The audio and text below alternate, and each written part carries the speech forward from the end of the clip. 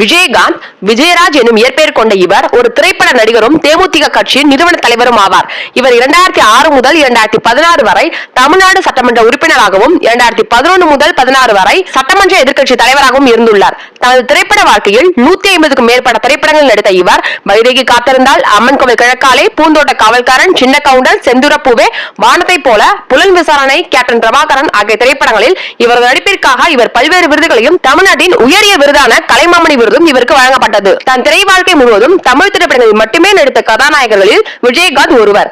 1993 ஆண்டு தமிழகம் நடைபெற்ற உள்ளாட்சி தேர்தலில் இவரது ரசிகர் மன்றத்தினர் சுயேட்சையாக போட்டியிட்டனர். பின் 2005 ஆண்டு தேமுதிக என்ற பெயரில் புதிய அரசியல் கட்சி ஒன்றை தொடங்கினார். இவர் கட்சியின் நிறுவன தலைவராக பொறுப்பேற்றார்.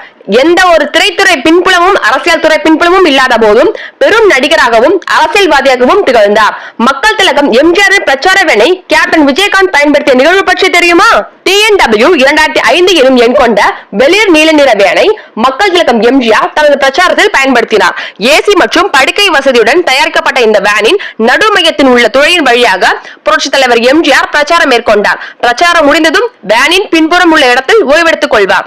எம்ஜிஆர் மறைவுக்கு பின் அந்த வாகனம் அவர் பயன்படுத்திய வாகனங்களின் வரிசையில் ராமாபுரத்தில் உள்ள வீட்டில் பாதுகாக்கப்பட்டு வந்தது. புரட்சி தலைவர் எம்ஜிஆரிடம் பாசமல்ல பக்தியே வைத்திருந்தவர் விஜயகாந்த். அவர் துணைவியார் ஜானகி அம்மாவுடன் பேரன்பு வைத்திருந்தார். அம்மா என்றே அவரை அழைப்பார்.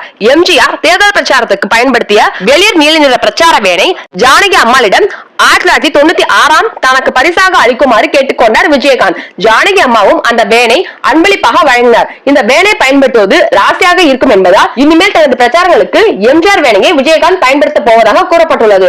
இந்த வேன் மூலம் கிராமம் கிராமமாக சென்று மக்களை சந்தித்து தனது கட்சியை வளர்க்க போவதாகவும் விஜயகாந்த் திட்டமிட்டிருந்தார். விஜயகாந்த் கட்சி ஆரம்பித்த ஆண்டும் இந்த வேனின் எண்ணும் 2005 என ஒத்துப்போனது. கேப்டன் விஜயகாந்த் கட்சி ஆரம்பித்த நேரத்தில் பெரிதாக பேசப்பட்டது. மதுரையில் நடந்த தேமுதிக தொடக்க விழாவுக்கு அந்த வேனிலேயே வந்த விஜயகாந்த் பின்னர் பல ஆண்டுகள் தேர்தல் பிரச்சாரத்துக்கு அந்த வேனையே பயன்படுத்தினார்.